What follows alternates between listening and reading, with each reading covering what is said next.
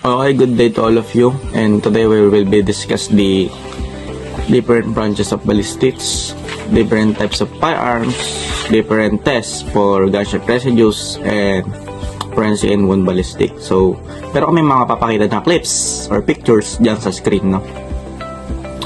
So, first is the different branches of ballistic. We have 3 different branches of ballistics.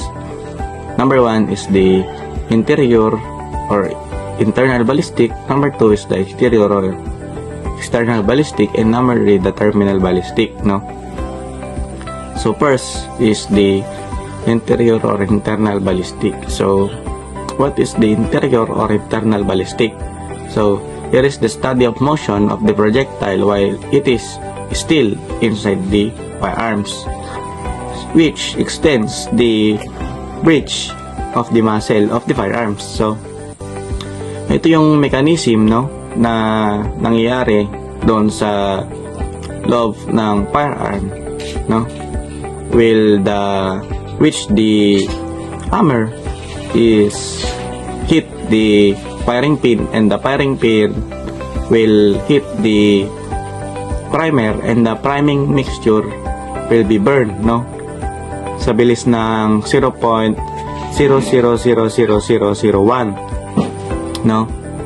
And magkakaroon yan ng puproduce yan ng expansive force of gases. So pag yung pumutok na yung bala, is yung bullet is go forward, no, sa bilis ng 0.01, no, yung time frame nya. Then yung cartridge or the cartridge case is going siya ng backward. Kumbaga yung bullet is pa-forward, yung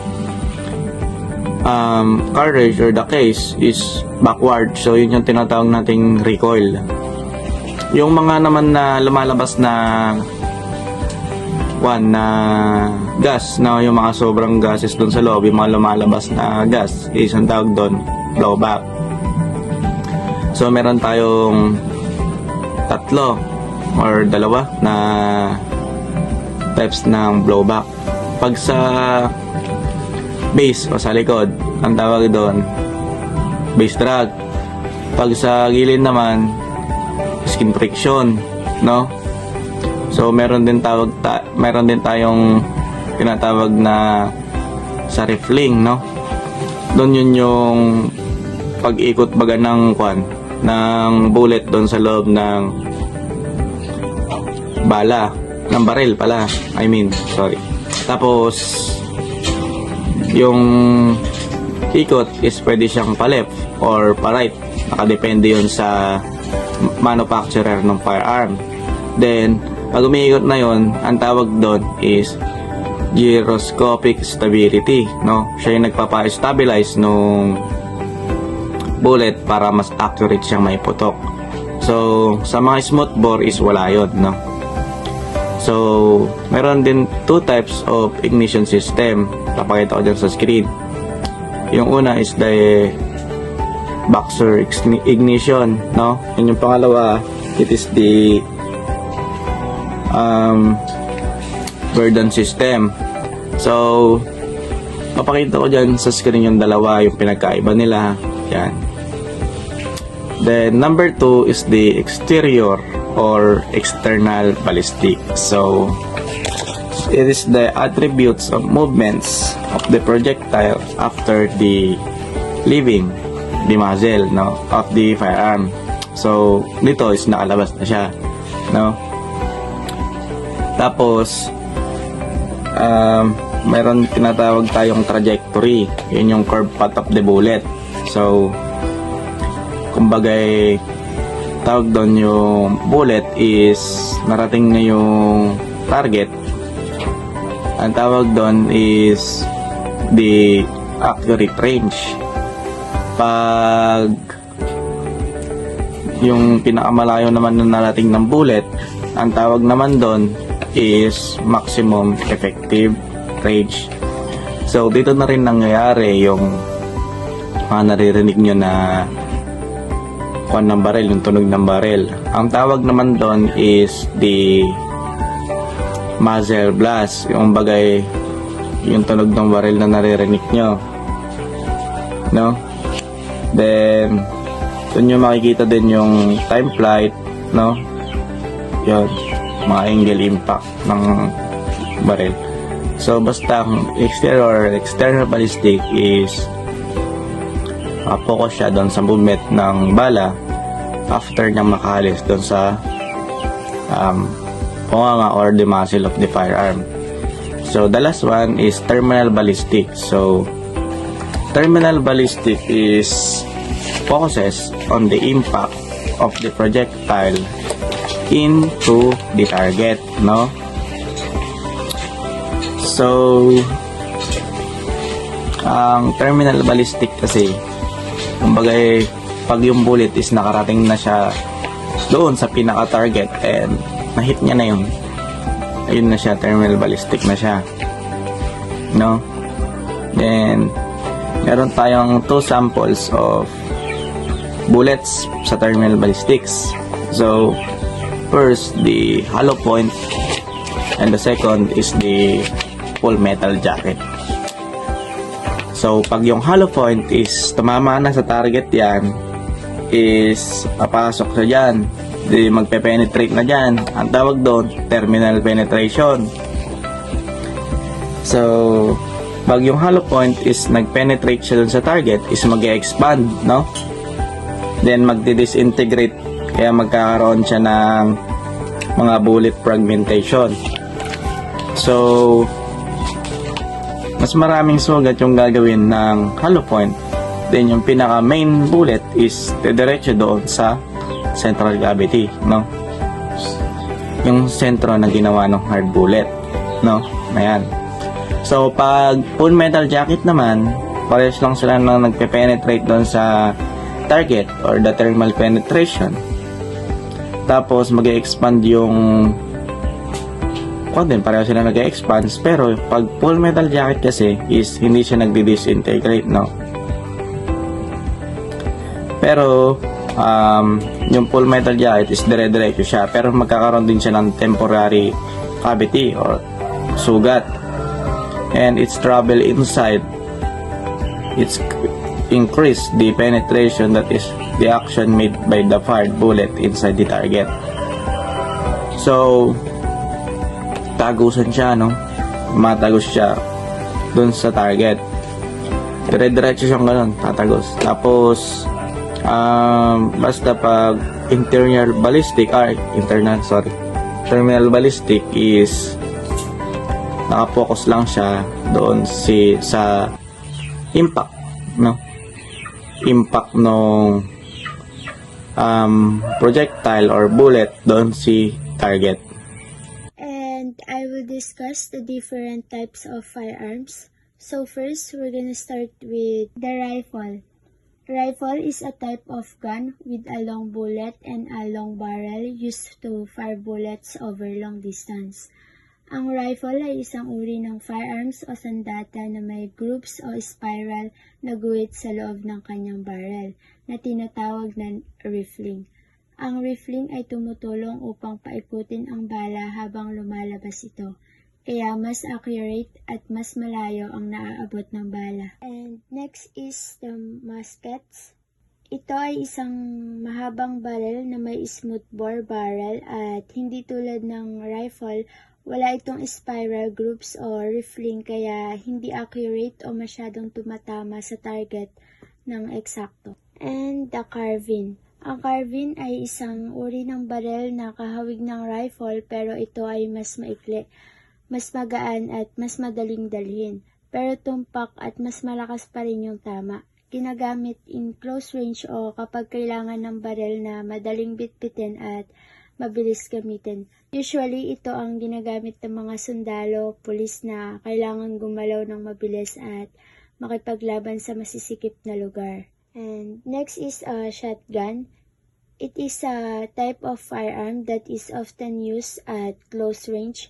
A gun with a smooth bore barrel na kayang magpaputok ng sabay-sabay na madaming bala, and sa bawat putok kumakalat ang mga pellets kaya mas malawak ang tinatamaan. It is one of the most powerful and common firearms used for defense, hunting, and some law enforcement operations. Next is pistols. A pistol is a type of handgun, a firearm designed to be held and used by hand, na may kakayahang mag-load ng maraming bala sa magazine at magpaputok ng sunod-sunod. Modern pistols are gas-operated at automatic na naglalagay ng bagong bala pagkatapos ng bawat putok. The last one is revolver. Revolver is sometimes called a wheeled gun. Ito ay isang handgun na gumagamit ng cylinder na umiikot tuwing pinapaputok ang barrel. This cylinder has holes, chambers, that hold bullets, usually 6, which is why it is sometimes called a 6-shooter. Simple pero matibay. So next, we have the different types of tests for gunshot residue. First, we have the paraffin test or dermal nitrate test. So lahat naman tayo is alam to kasi during our third year is nagkaroon tayo ng laboratory sa forensic chemistry at lahat tayo siguro na-experience natin na mag-try ng paraffin test. So, it is the oldest way or the oldest in existence which used to detect the residues on hand of the subject, no? So, first, may kailangan mag-melt ka muna ng wax. Pag na-melt na yung wax, is maganda ka ng cotton, then yung handle ng cotton. So, next, maganda ka naman ng white paper kasi doon may lalapag yung kamay ng subject. So, pagkalapag mo ng kamay ng subject doon sa white paper is next, pwede mo na siyang patakan. So, pag pinapatakan mo na siya, ganyan, syempre hindi tuloy-tuloy yun at medyo mainit din yun. So, pag natapos mo na siyang patakan is tanggalin mo na yung white paper ngayon kung tuyo na. Tapos next is tatanggalin na ni subject yung kamay niya ron sa wax. Then yung wax kasi is sisip-sipin niya yung residues, no? Yun. Tapos pag yung wax is pinatakan mo na ng dipelamine, no? Na chemical na yun is pag nag-turn yun ng blue, ibig sabihin yung nitrate is present, no? So, hindi naman buong wax is magka-color blue, no? Meron lang siyang mga spots and dots, no? Pag nag-blue yun, na dots, ibig sabihin positive sa nitrate. So, next is the grease test or the modified test. Pareho, magkaiba kasi yan, yung sa grease test sa kamay, yung modified grease test pwede sa damit, no? So, designed to assist the measurement of the distance of the angle. So, ginagamitan siya ng photographic paper, tapos lalagyan siya ng, isprayan siya ng sodium rhodizonate, tapos pag na isprayan mo na yon, lalagay mo na yon sa, kunyari sa target, no? Na target nung gunshot, no? So, pag yung pag-spray mo ron sa may photographic paper, no, ng sodizonate is pag nag-color pink yun, ibig sabihin yung nitrate is present, no? Kasi pwede rin siya sa damit na i-apply, pwede rin dun sa tinamaan ng bullet, no? Tsaka lalong-lalo na syempre sa kamay. So next is the Harrison-Gilroy test, no? It is the test that does check for nitrate at all. So ibig sabihin, hindi lang nitrate yung tinetest niya. Tinetest niya rin yung antimony and barium, no? So same lang sila na ginagamit ng paper, no? Tapos pag yung paper is inisprayan mo ng sodium rhodizonate is pag nag-color ng orange yung paper, ang ibig sabihin, present yung antimony. No? Sa, ganun din, sa barium, kulay orange, no? So, pag yung paper is nag-color orange dun sa Harrison-Gilroy test, ibig sabihin, antimony and barium is present, no? So, next is the Marshall and Tewari test. It is used to determine the firearms distance, no? Both tests are for nitrates. So, ibig sabihin na alam dito yung distance nung bumarel, no? Or nung firearm sa pinaglagyan nung residues, no?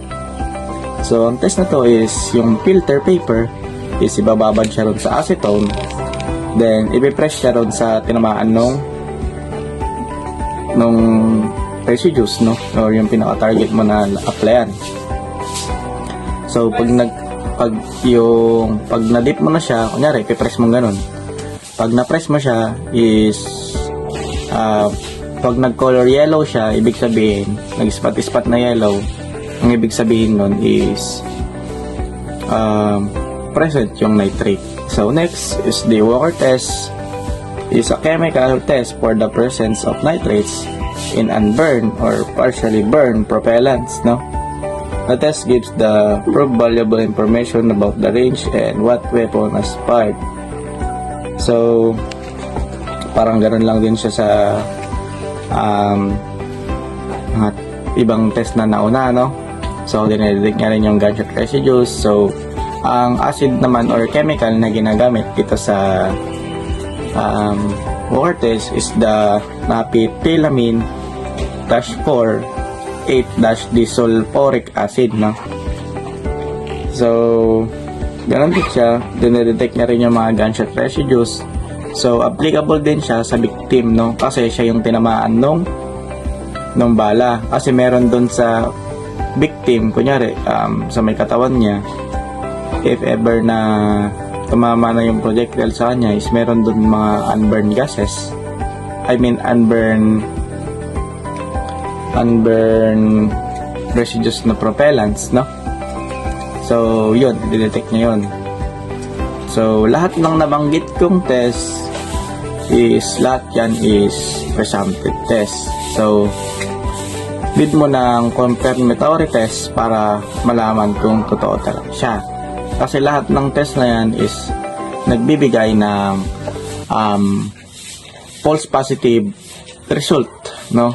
So, pwede kasi yan sa ihi, magpa-positive din yung mga yan sa ihi, ganun. So today, we will discuss about the wound ballistics and their characteristics, no? So, but before that, I am Haniel Pardo from Pinmariol University. So, ano nga ba ang wound ballistics, no? So, sabi dito, wound ballistics delves into the fascinating and complex world of how projectiles interact with the human body. So, kumbaga is, paano nga ba nakaka-apekto yung projectiles o yung mismong bala? Kung paano ba nai-interact ito dito sa ating katawan o sa katawan ng hayop, for example, no?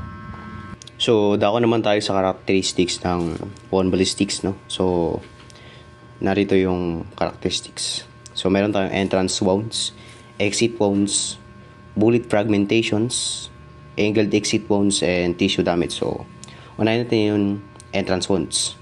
So, ano ba yung entrance wounds?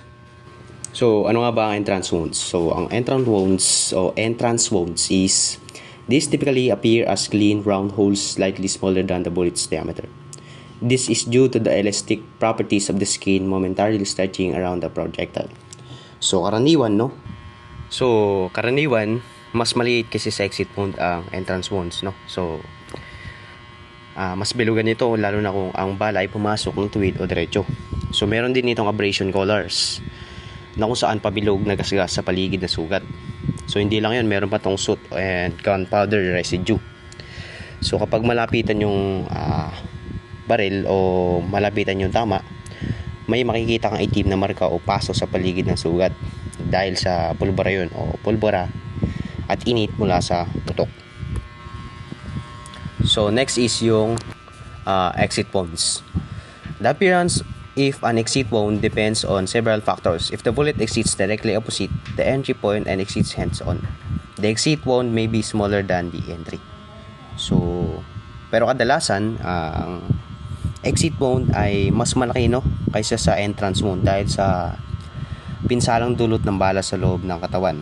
So, syempre tatamaan yung laman loob natin o yung kalamnan, muscles, yan. So, minsan din is irregular ang hugis, hindi bilog tulad ng entrance wound. Maarang may punit o hindi pantay sa gilid. So, kadalasan din is walang bakas ng pulbura o paso mula sa baril. Dahil syempre nga exit wound, 'di ba? So, ito yung nilabasan ng bala. So, meron din siyang tissue eversion. Minsan is nakalabas sa laman. So, syempre, dahil sa impact ng bala, pag lumabas yung bala is may nasasamang laman sa loob. And next is outward beveling. So, kapag ang bala is tumama sa bungo, so nagkakaroon siya ng outward beveling, So, kapag ang exit wound ay nasa ulo, so makikita natin yung outward beveling nun. Mas malaki sa labas kaysa sa loob. So, next naman is yung bullet fragmentations, So, kadalasan sa bullet fragmentations naman is yung bala is hindi lumalabas ng buo. Kumbaga is pumuputok na siya dun sa loob tapos naghihiwalay. So, ang metal fragments ay kumakalat at maaaring makasira ng maraming tissue organ sa paligid. And minsan is mas malawak ang pinsala nito kaysa dun sa dalawa, At maaaring magdulot ng internal bleeding o infections dahil nga yung bala is pumutok dun sa loob ng katawan at hindi siya lumabas agad at naghiwa-hiwalay yung bala dun sa loob ng katawan. So, ayun yung bullet fragmentations.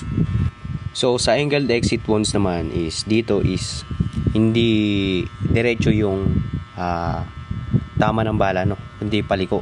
Kaya nga angled exit wounds. Kumbaga, paliko siya na tumama dun sa katawan ng tao.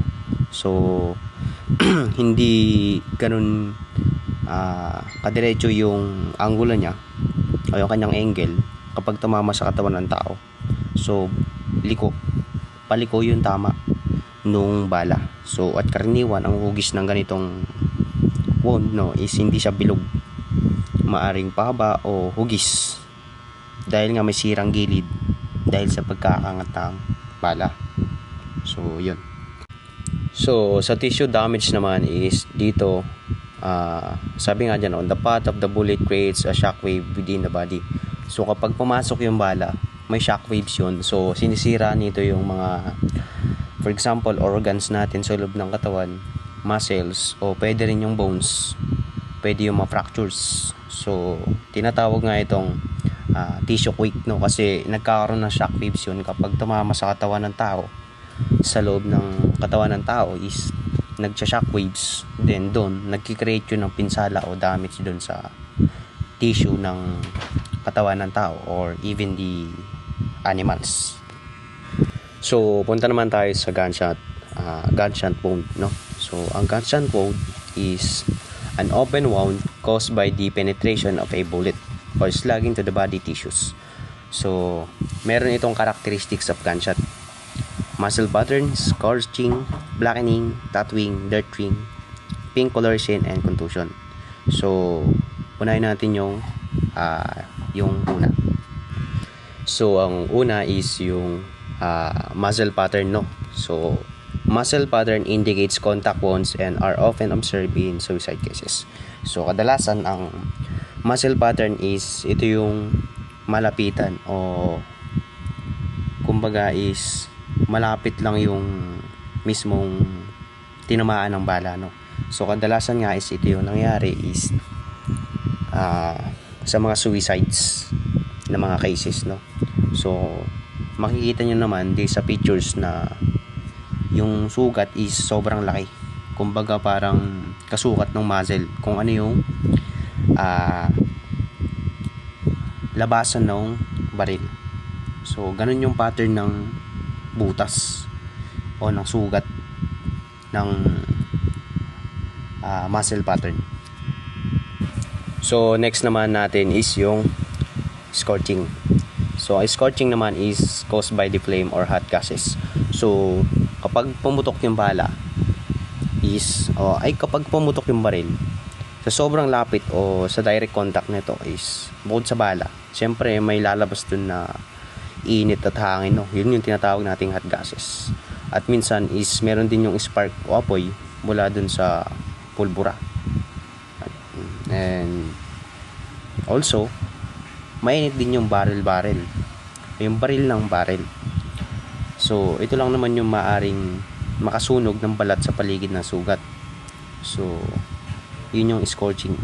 Minsan is kayo manggi ang paso o maitim ang sugat dahil yun sa mga hot gases and gunpowder residue. So sa blackening naman is makikita nyo naman dyan sa may pictures na yung sugat is may mga marka sa gilid, no? So dahil yun sa small particles and powders, dahil nga close range yung tama. So makita nyo naman and yung sugat. So next naman is yung tattooing. Tattooing caused by the embedding of unburned. So kadalasan sa may tattooing is, so kapag pumutok yung baril, bukod sa bala, syempre may sumasama na din dong gunpowder particles na lumalabas at lumilipad kasabay na hangin mula sa baril. So kapag ang baril ay nasa close range, so ayun, makikita nyo naman yung sugat is mayroong mga tuldok-tuldok dun sa paligid ng wounds, maliliit na brown o black dots. So kahit punasan yun is hindi yun matatanggal. So kaya tinawag siyang tattooing kasi nga parang nakatato sa balat, kaya tinawag siyang tattooing. So next naman natin is yung dirt ring. So deposited by some projectiles which carry grease on them around the wound. The existence of this indicates the entrance side of a firearm injury and does not indicate the range. So yan naman yung dirt ring. So makita ng sugat is ganon. Next naman is yung pink colorations. So makikita nyo dito sa wound o sa pictures is pink siya, no? May mga pink sa gilid dahil nga yun sa carbon monoxide. So last naman is yung contusion, no? So contusion caused by the impact of the projectile o the skin from reddish dark to bluish black. So siyempre kapag tawag na rito, yung bala is tumama, so syempre nag-cause yun ng damage dun sa katawan na tinamaan. Syempre yung lumalabas nun o yung entrance wound nun is magkakaroon yun ng parang contusion na parang may mga bluish na colors dahil nga may nabuong dugo dun sa paligid ng sugat, and yun yung contusion. Minsan bluish siya na asul, ganun yung contusion, para siyang bugbog o pasak. So ayun lang guys, salamat, thank you.